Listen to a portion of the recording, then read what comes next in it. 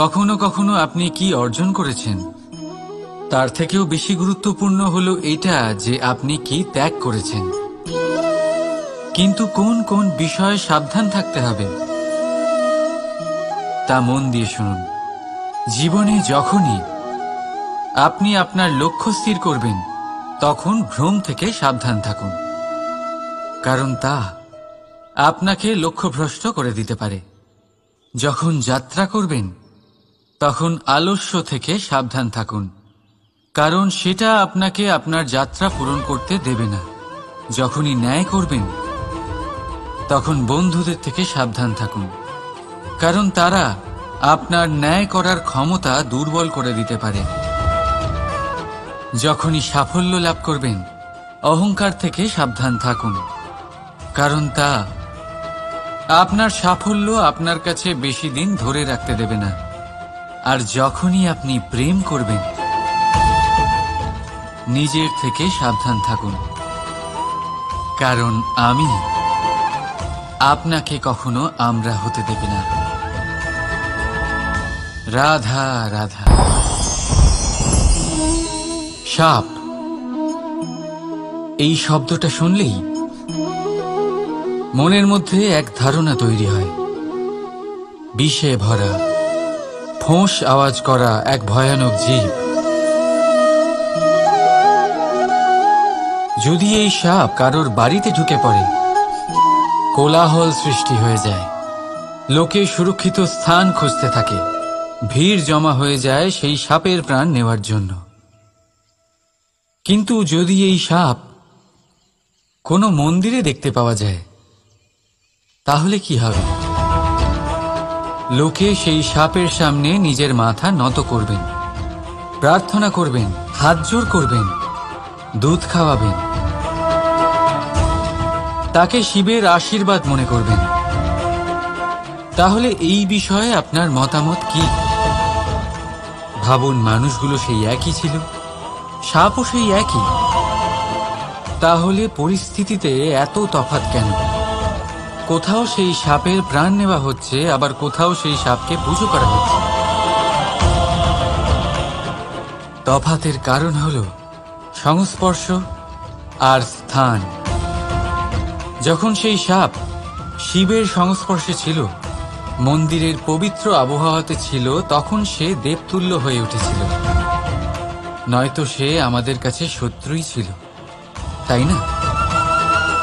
তাই নিজের জীবনে সংস্পর্শ আর স্থানের চয়ন খুব ভেবেচিন্তে করুন, কারণ এই সংসার আপনার ব্যক্তিত্বের আন্দাজ আপনার সংস্পর্শ থেকেই করবে।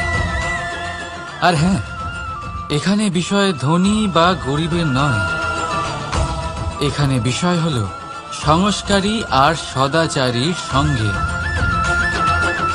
সদাচারীর সঙ্গ সবসময় সম্মানের কারণ হয়। রাধা রাধা। এই সংসারে জ্ঞানী কে? সেই ব্যক্তি যিনি বেদের অর্থ বোঝেন, নাকি তিনি যিনি জন্ম এবং মৃত্যুর রহস্যের সমাধান করেছেন, নাকি তিনি যিনি ৬৪ কলায় নিপুণ? না, এই সংসারে জ্ঞানী তিনি যিনি কেবলমাত্র একটা পার্থক্য বোঝেন, পার্থক্য মেনে নেওয়া আর দৃঢ় হওয়ার মধ্যে। শব্দগুলি অত্যন্ত সরল, কিন্তু যদি মন দিয়ে ভেবে দেখেন তাহলে এর অর্থ অত্যন্ত গুরুত্বপূর্ণ।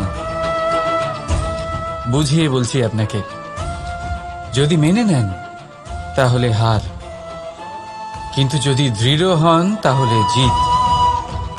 যদি মেনে নেন তাহলে কেউ আপন, কিন্তু আপনি দৃঢ় হলে সে আপনার শত্রু। মেনে নিলে ভগবান আছেন, আর দৃঢ় হলে তা শুধুমাত্রই এক পাথর।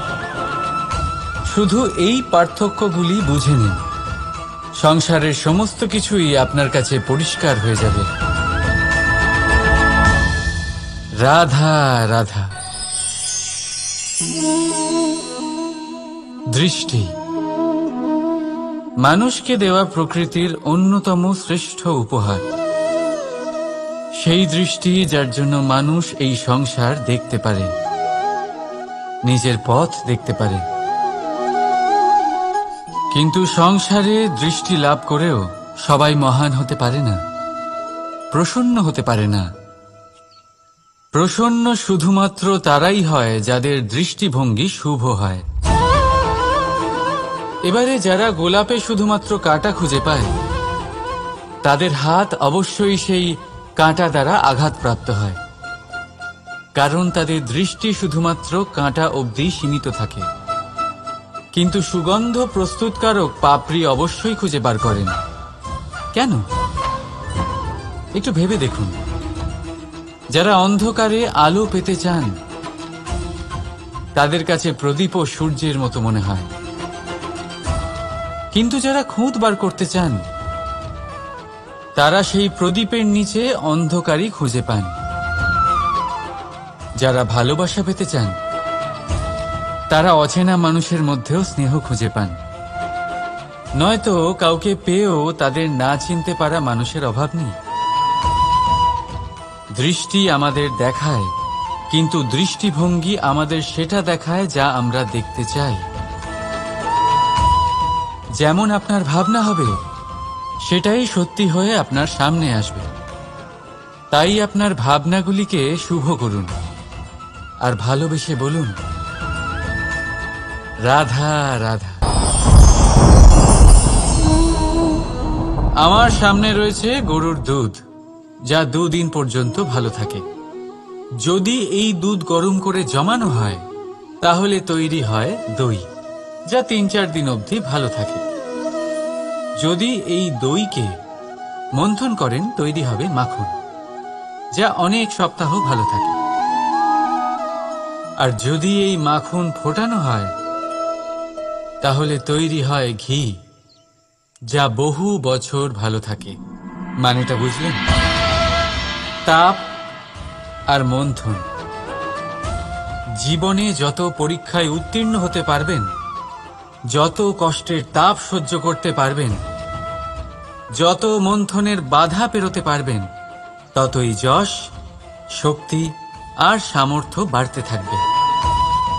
তাই কর্ম করুন, কঠিন বাধার সম্মুখীন হন, আর মন্থন করে মন শুদ্ধ রাখুন। মন প্রসন্ন হয়ে বলবে, রাধা রাধা।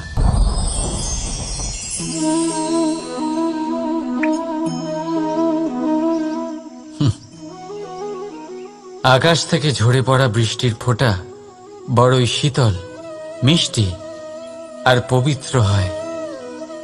কিন্তু সবার ভাগ্য ভিন্ন ভিন্ন হয়। এবারে দেখুন, যদি কোনো ফোঁটা কলা পাতায় পড়ে, তা শিশির হয়ে থেকে যায়। প্রকৃতির সৌন্দর্য বাড়ায়, প্রাণীদের তৃষ্ণা মেটায়। যদি কোনো ফোঁটা ঝিনুকে পড়ে, তা মুক্ত হয়ে যায়। আর যদি কোনো ফোঁটা সাপের মুখে পড়ে, তাহলে তা বিষ হয়ে যায়। এখানে সবার উৎপত্তি একই, কিন্তু গুণ ভিন্ন ভিন্ন হয়। কেন? কি কারণ এটার? কারণ হলো সংস্পর্শ। সংস্পর্শ বড়ই প্রভাবশালী হয়। চাইলে সে আপনার উত্তরণ ঘটাতে পারে, আবার চাইলে আপনার পতনও ঘটাতে পারে। এবার বৃষ্টির ফোঁটা এটা চয়ন করতে পারে না যে তার সংস্পর্শ কি হবে, তার ভাগ্য কি হবে। কিন্তু আমরা তো মানুষ, আমরা তো আমাদের সঙ্গ বাঁচতে পারি। তাই ভাবনা চিন্তা করে নিজের সঙ্গ বাছুন। এই চয়ন কিন্তু আপনারই, আর এর পরিণামও আপনাকেই ভোগ করতে হবে। রাধা রাধা।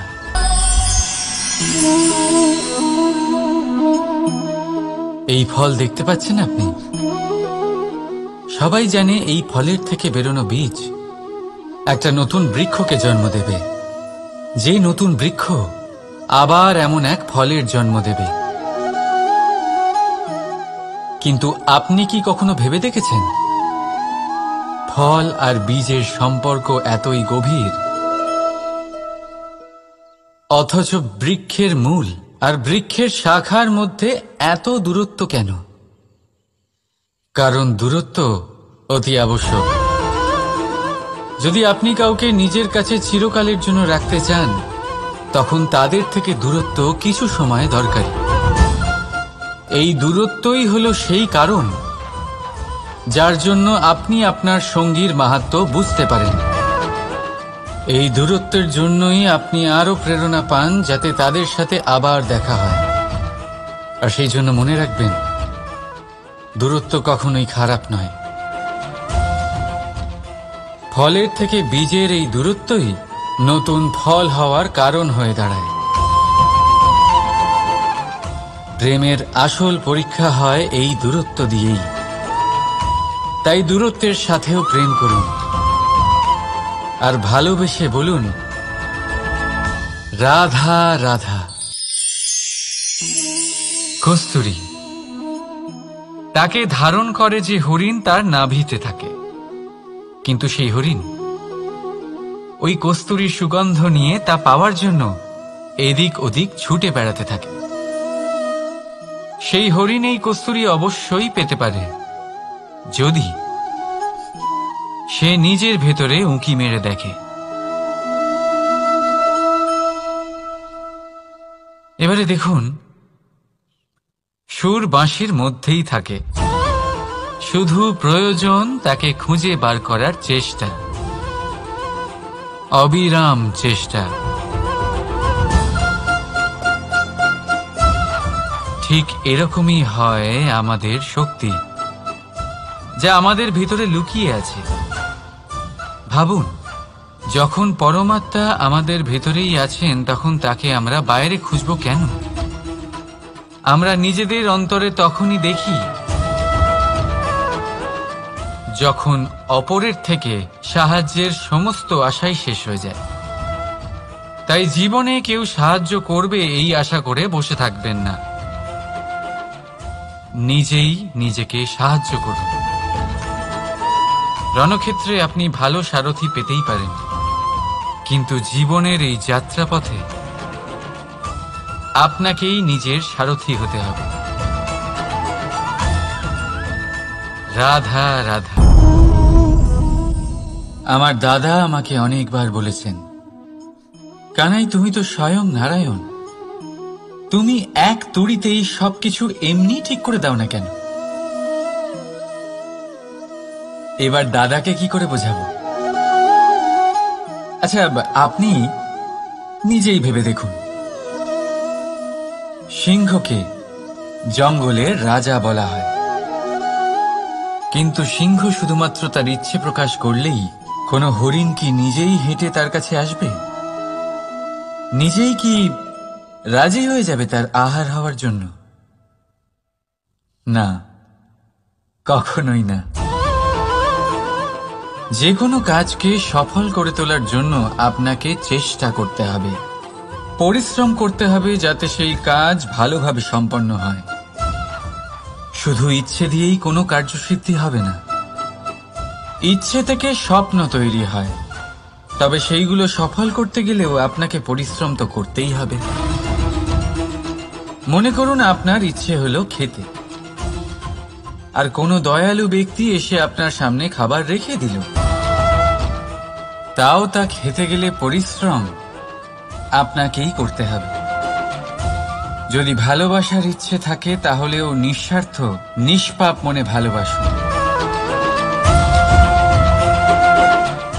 দেখুন, আপনি স্বপ্নে অবশ্যই উঠতে পারেন, কিন্তু এই পৃথিবীতেই আপনাকে বেঁচে থাকতে হবে। আর যদি এই ধরিত্রীতে আপনি এগিয়ে যেতে চান, তাহলে এই ভূমিকে পা দিয়ে আপনাকে পিছনে ঠেলতেই হবে। রাধা রাধা। জীবনে আমাদের অনেকের সাথে দেখা হয়, অনেকের সাথে বাক্যালাপ হয়। বহু মানুষকে প্রসন্ন বলে মনে হয়, আবার বহু মানুষকে চিন্তিত বলে মনে হয়। কিন্তু আপনি যদি এটা বোঝার চেষ্টা করেন যে কে বেশি প্রসন্ন থাকে আবার কে বেশি চিন্তিত থাকে, তাহলে আপনি এটা লক্ষ্য করবেন যে বৃদ্ধ আর যুবক বেশিরভাগ সময় চিন্তিত থাকেন। অন্যদিকে বালক সর্বদাই প্রসন্ন থাকে, চিন্তার কোনো রেশই থাকে না। এর কারণ কি? এবারে আপনি বলবেন, এত সহজ বিষয়। বালকদের মধ্যে এত বোধই কোথায় যে তারা জীবনের সমস্যা বুঝতে পারবে, কষ্ট বুঝতে পারবে, দায়িত্ব বুঝতে পারবে? বিষয়টা আসলে তা নয়। বৃদ্ধের বিষয়ে যদি আমরা কথা বলি, তবে বৃদ্ধ নিজের বিগত সময় নিয়ে ভাবতে ভাবতে মনে মনেই দুঃখী হয়ে যায়। যুবক নিজের ভবিষ্যতের বিষয়ে ভেবে ভেবে চিন্তা করতে থাকে আজ। কিন্তু বালক শুধুমাত্র বর্তমানে বেঁচে থাকে, আর সেই জন্যই প্রসন্ন থাকে। দেখুন, বিষয়টা অত্যন্ত সরল। আপনি আপনার বিগত কাল পাল্টাতে পারবেন না। এখন যদি আপনি নিজের ভবিষ্যৎ আরো উজ্জ্বল করতে চান, তাহলে আজ নিজের কর্ম করতে হবে, আজ পরিশ্রম করতে হবে আপনাকে। তাহলে ভুলে যান গতকাল আর আগামীকালের চিন্তা। বর্তমানে আনন্দ করুন, কারণ এই বর্তমান আপনার ভবিষ্যৎ উজ্জ্বল করতে পারে। আবার এই বর্তমান আগামী সময়ে আপনার সেই বিগত কাল হবে, যার কথা ভেবে আপনার গর্ব হবে। রাধা, এই সংসারের অন্তের, এর বিনাশের প্রারম্ভ কিভাবে হয়? কোন যোগের মাধ্যমে? কোন ভয়ানক অসুরের আগমনে? নাকি প্রকৃতির রাগের কারণে? না, এই সংসারের বিনাশের প্রারম্ভ হয় আমি থেকে। এই আমি, এই তুমি, এটা আমি করেছি, ওটা তুমি করেছো, এটা আমার, ওটা তোমার, আদি ইত্যাদি। এই ভাব যখন মনে বাসা বেঁধে নেয়, সর্বপ্রথম ঘর ভাগ হয়, তারপর বসতি, তারপর প্রাণ, আর তারপর দেশ, আর সবার শেষে সমস্ত সংসার ভাগ হয়ে যায়। আর এই ভাগ হয়ে যাওয়া শেষে মনোমালিন্যে পরিণত হয়। এখন এমত অবস্থায় কি করা যেতে পারে? কিভাবে বাঁচা যায় এই পরিস্থিতির থেকে? কিভাবে দূরে থাকা যায় এই বিনাশের থেকে?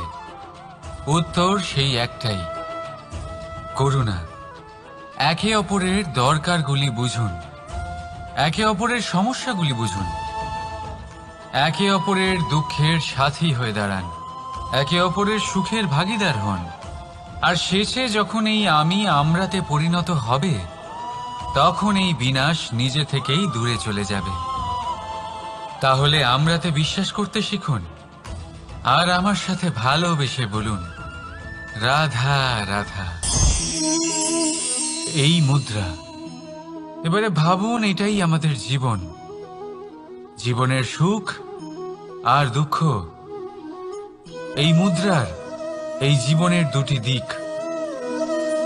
কিন্তু যখনই আমরা ঈশ্বরের কাছে প্রার্থনা করি, তখনই আমরা সুখ চাই, আর সেই সুখ আসেও। আর যখনই সেই সুখ আসে, তখন ব্যক্তি সর্বপ্রথম তাকে ভুলে যায় যে দুঃখের সময় ওনার সাথে ছিলেন। আর এমত অবস্থায় উনি সাহায্য করেন না, উনি করেন উপকার। আর এই উপকারের বদলে মানুষের থেকে উনি নিজের জন্য শ্রদ্ধা চান। আর সেই শ্রদ্ধা, সেই চাহিদার কারণে উনি নিজেকে অন্যদের থেকে শ্রেষ্ঠ, অন্যদের থেকে ভিন্ন মনে করতে বিবশ হয়ে যান। আর আলাদা হবার কারণে তার মধ্যে জেগে ওঠে অহংকার, আর সেটাই হয় তার পতনের কারণ। এবার এতে কি করা যেতে পারে? কি চাওয়া যেতে পারে ঈশ্বরের কাছে? এই প্রশ্ন অবশ্যই মনে আসে।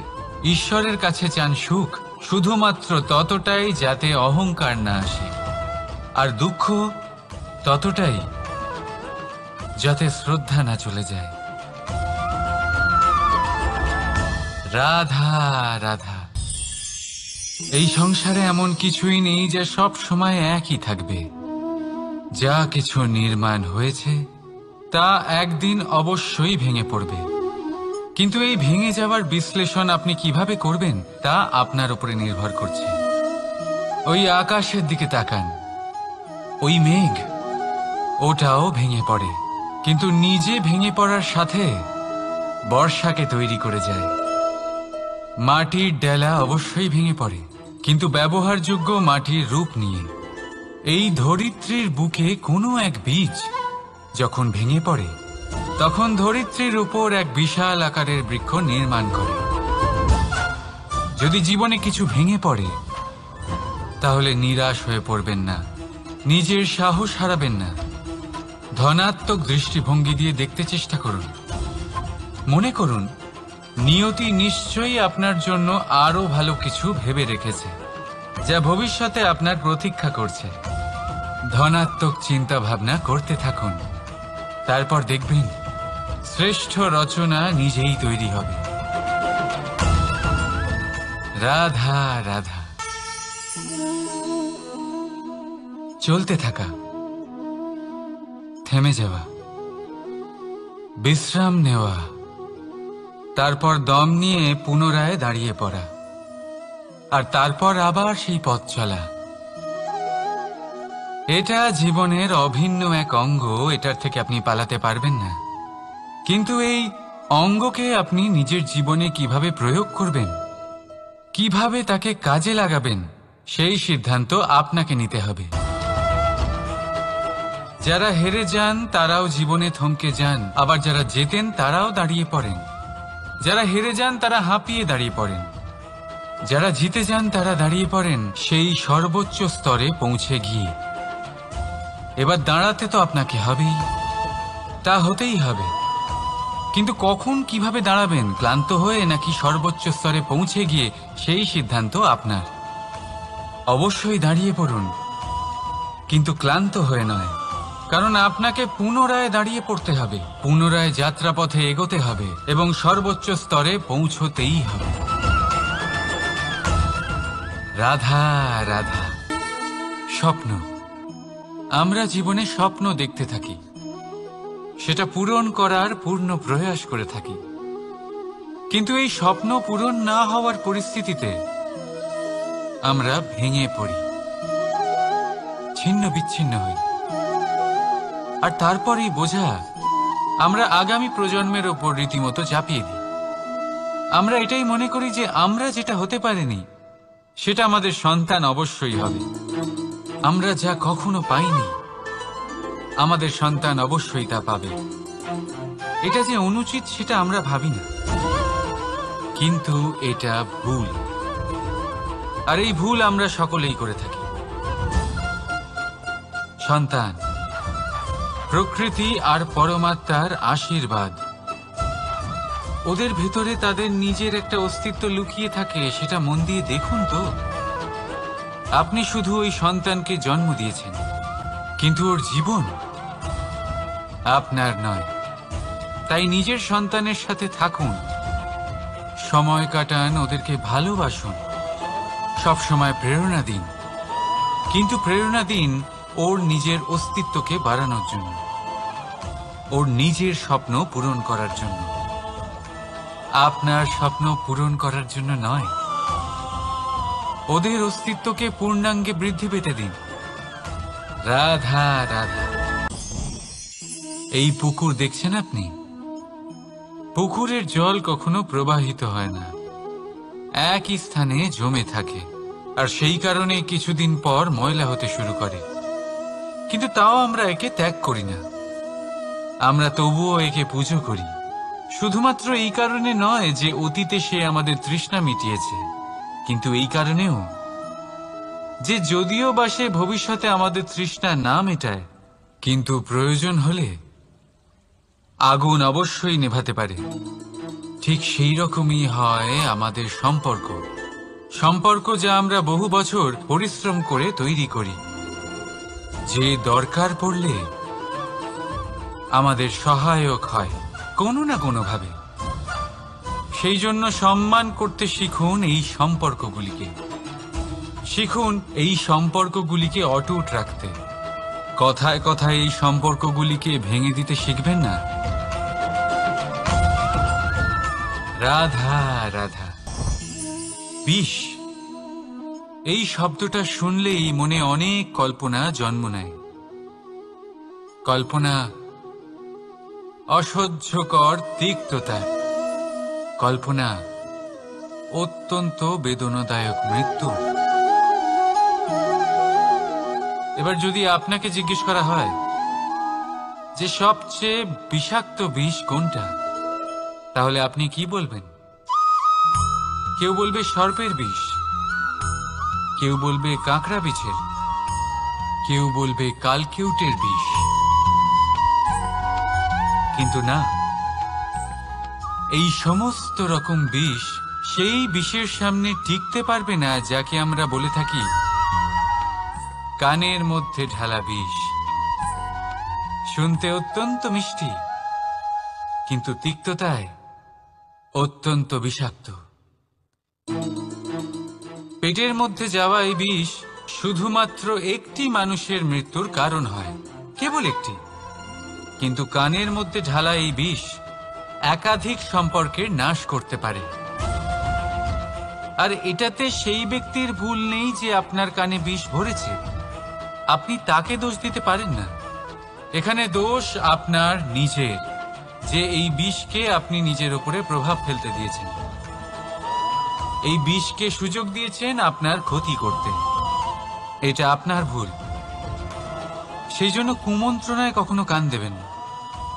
আপনার মনে ভালোবাসার দৃঢ়তা জাগিয়ে তুলুন আর নষ্ট করে দিন এই সংসারের সমস্ত বিষের প্রভাবকে। রাধা রাধা। জীবন, আমাদের এই জীবন, সুখ আর দুঃখ, এই দুইয়ের মিশ্রণ। এদের সংমিশ্রণই জীবনের ভারসাম্য বজায় রাখে। এখন এই সুখ, সুখ এমন এক বস্তু যাকে সবাই খুঁজে চলেছে। দুঃখ এমন এক অনুভূতি যা সবার কাছে আছে। আমাদের প্রত্যেকের জীবনে সুখ আর দুঃখ আসতে থাকবে আর যেতেও থাকবে। এটা অবশ্যই জীবনে থাকবে। কিন্তু সফলতা, এটা সবার জীবনে আসে না। কেন? কারণ এই সফলতা সুখ আর দুঃখের দ্বারা প্রাপ্ত হয় না। সফলতা প্রাপ্ত হয় নিজের উপরে বিশ্বাস করতে থাকলে। আকাশের ওই সূর্যকে দেখুন, সূর্যের বিশ্বাস আছে নিজের উপর যে সে সমস্ত জগৎকে আলোকিত করতে পারবে, নিজের প্রথম রশ্মি দিয়ে অন্ধকারকে দূর করতে পারবে।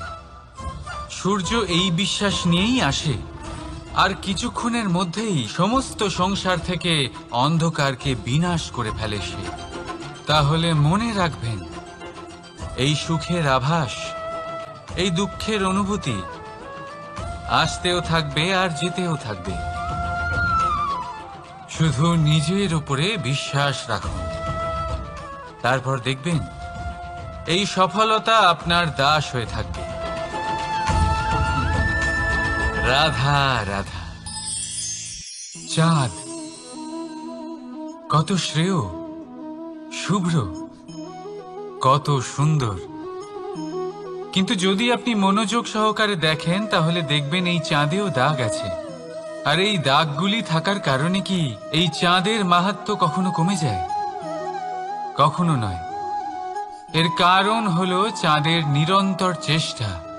একবার এই আকাশে দেখুন, এই অন্ধকার সবসময় চেষ্টা করে চাঁদকে ঢেকে দেওয়া, কিন্তু এই চাঁদ সবসময় এই অন্ধকারের সাথে লড়াই করতে থাকে। অমাবস্যা থেকে শুরু করে চাঁদের এই যাত্রা পূর্ণিমা অবধি পৌঁছেই যায়। আর তাই এই চাঁদের পুজো করা হয়, এই কারণে এই চাঁদকে মাহাত্ম্য দেওয়া হয়। এইভাবেই যদি আপনার মধ্যে কোনো দোষ থাকে, কোনো খারাপ কিছু থাকে, তাহলে সেটা কোনো বড় ব্যাপার নয়। চেষ্টা করুন সেটাকে শুধরে নেওয়ার। কিন্তু সেই কারণে নিজেকে খারাপ মনে করা, এটা অনুচিত। নিজের ভুলগুলো, নিজের দোষগুলো, নিজের খারাপ দিকের কথা ভুলে আপনি এই সংসারের ভালোর দিকে প্রস্থান করেই দেখুন না। আপনি দেখবেন আপনার অন্তরের তেজ ঠিকরে বেরোচ্ছে। রাধা রাধা। এই পিঁপড়েদের দেখছেন আপনি? সবাই একই রকমের। এদের মধ্যে তফাৎ খুঁজে বার করা অসম্ভব। মনে হয় যেন ওদের আলাদা আলাদা অস্তিত্বই নেই। কিন্তু যদি আপনি মন দিয়ে দেখেন তাহলে দেখবেন প্রতিটা পিঁপড়ের আলাদা কাজ নির্ধারিত। তাদের আলাদা অস্তিত্ব আছে।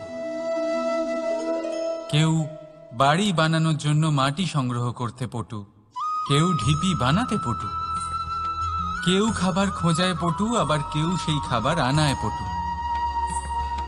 ঠিক সেরকমই হয় মানুষেরা। মনে হতেই পারে সবাই একই রকম, কিন্তু প্রতিটা মানুষের ব্যক্তিত্ব, প্রতিটা মানুষের অস্তিত্ব ভিন্ন হয়। আর সত্যি কথা বলতে কি, প্রতিটা মানুষের ভিন্নতাই আমাদের প্রগতির দিকে নিয়ে যায়। ভাবুন, যদি আপনাকে কারোর সাথে হাত মিলিয়ে চলতে হয়, তাহলে আপনাকে আপনার সোজা হাত তার উল্টো হাতে ধরে এগোতে হবে। এটাই সৃষ্টিকর্তার সৃষ্টির নিয়ম। ভিন্নতা, এই ভিন্নতাকে আশীর্বাদ ভেবে চলুন। এতে কোনো খারাপ নেই। রাধা রাধা। দাদা আমাকে বহুবার জিজ্ঞেস করেন যে কানাই, তুমি রাধার সাথে এই সংসারকে প্রেম শেখাতে এসেছো, তাহলে কেন তুমি রাধাকে এত বিরক্ত করো? কেন ও তোমাকে বিরক্ত করে? কেন এই ঝগড়াঝাটি হয়? কেন এই টানাপোড়েন চলে? এবার এটার উত্তর আমি কিছুটা এইভাবে দিতে চাই। পিঁপড়ে সেই বাড়িতেই প্রবেশ করে যেখানে মধু উপস্থিত আছে।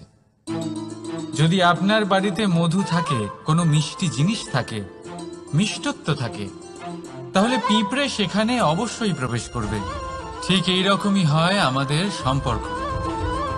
এর মধ্যে ছোটখাটো ঝগড়াঝাটি, টানাপোড়েন, রাগ করা, মন ভাঙানো, এইসব তো চলতেই থাকে। বিশেষ করে সেই সম্পর্কগুলিতে যেখানে মিষ্টত্ব আছে। মনে রাখবেন, যেই সম্পর্কে কোনো খুনসুটি নেই, রাগ করা, মান ভাঙানো নেই, কোনো ছোটখাটো ঝগড়াঝাটি নেই, সেই সম্পর্ক শুধুমাত্র মস্তিষ্ক দিয়ে পালন করা হচ্ছে, মন থেকে নয়। তাই মন থেকে ভালোবাসতে শিখুন। আর এই ছোটখাটো ঝগড়াঝাটির, এই অম্ল মধুর খুনসুটির আনন্দ উপভোগ করুন, কারণ এতেও ভালোবাসা আছে। রাধা রাধা। এই পুস্তক বড়ই কাজের জিনিস। কাহিনী হোক, কবিতা হোক, স্মৃতি হোক, এতে যাই লিখে দেবেন তা ভবিষ্যতের পুঁজি হয়ে যাবে। কিন্তু যদি কখনো এমন হয় যে এই পুস্তক ময়লা হয়ে যায়, বা যদি কোনো পাতায় আপনি ভুল করে কালি ফেলে দেন, বা কোনো বাক্য লিখতে গিয়ে আপনি ভুল করে ফেলেন, তাহলে আপনি কি করেন? সেই পুস্তক কি আপনি তুলে ফেলে দেন? না, তাই তো। শুধু একটা পাতা ছিঁড়ে ফেলেন, যাতে সেই পুস্তক সঠিক থাকে, সুন্দর হয়ে ওঠে। এই পুস্তকের মতোই হয় আমাদের সম্পর্ক। তার সেই এক পাতা, একটা ভুল। তাই যে কোনো সম্পর্কে যদি কারোর কোনো ভুল হয়ে গিয়ে থাকে, তাহলে সেই ভুলকে সম্পর্ক থেকে দূরে করা সঠিক হবে। সেই ভুলকে ভুলে যাওয়াই সঠিক হবে। সেই সম্পর্ক ভাঙা নয়, সেই সম্পর্ক সামলে রাখুন। কারণ ভুল তো সবার দ্বারা হয়। যদি এরকম করেন, তবেই জীবনরূপী পুস্তক আরো সুন্দর হয়ে উঠবে। একে অপরকে ক্ষমা করতে শিখুন। একে অপরের ভুলকে ভুলে যেতে শিখুন। তারপর দেখবেন এই জীবনে আরো আনন্দ আসবে, আর এই সম্পর্ক নিঃশ্বাস নিতে থাকবে। রাধা রাধা।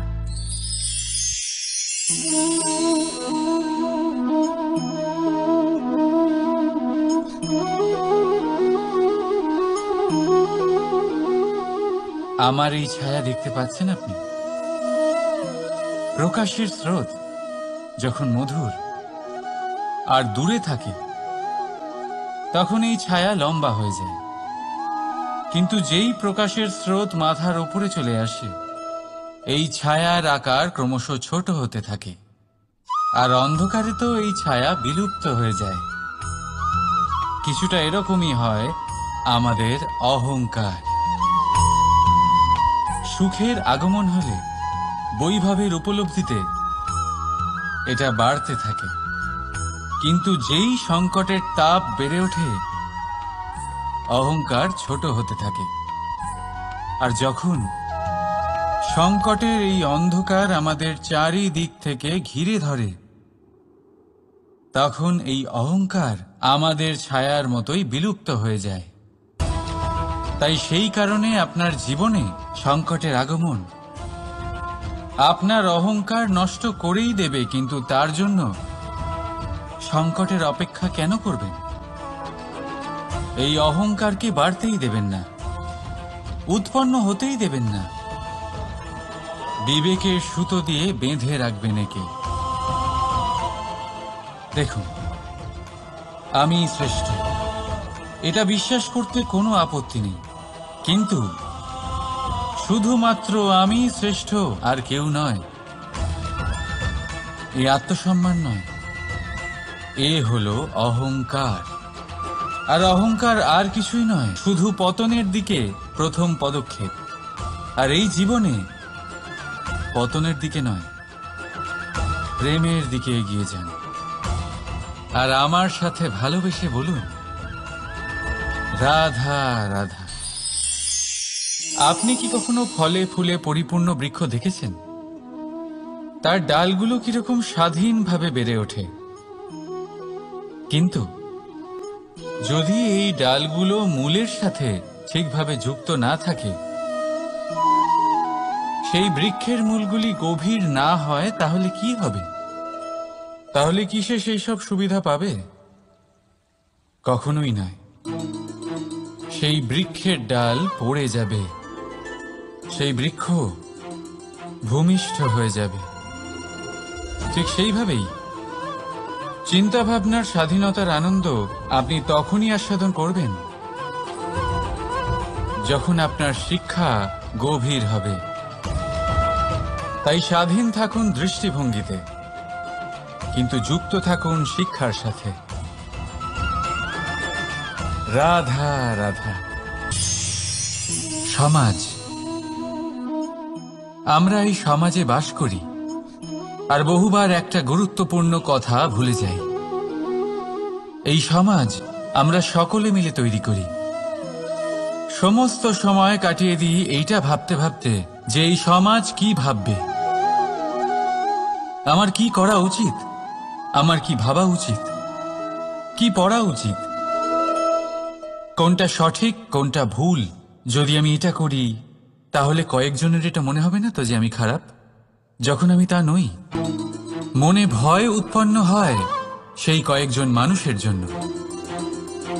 তার কারণ হলো আমরা আমাদের মনের কথা শুনতে পাই না, না শুনতে পাই, না বলতে পারি, আর না করতে পারি। সেই কয়েকজন মানুষের ভয় আমরা খারাপের বিরোধিতা করা ছেড়ে দিই। কিন্তু কখনো নিজেকে জিজ্ঞেস করুন, শেষ পর্যন্ত কারা এই কয়েকজন মানুষ? এই সংসারে প্রতিটি মানুষেরই নিজের আলাদা আলাদা ব্যক্তিত্ব আছে, আলাদা দৃষ্টিভঙ্গি আছে। তাই যদি আপনি এটা ভাবেন যে আপনি সবাইকে খুশি করতে পারবেন, তাহলে আপনি ভীষণ বড় ভুল করছেন। জীবনে কর্ম তাই করুন যাতে আপনার অন্তরাত্মা সন্তুষ্ট হয়, আর অন্তরাত্মা সন্তুষ্ট তখনই হবে যখন আপনার কর্ম শুভ হবে। তাই নিজের মনের কথা শুনে এই সংসারে শুভ কর্ম করতে থাকুন, তবেই এই সংসারের কর্মে আপনি সার্থক হবেন। রাধা রাধা।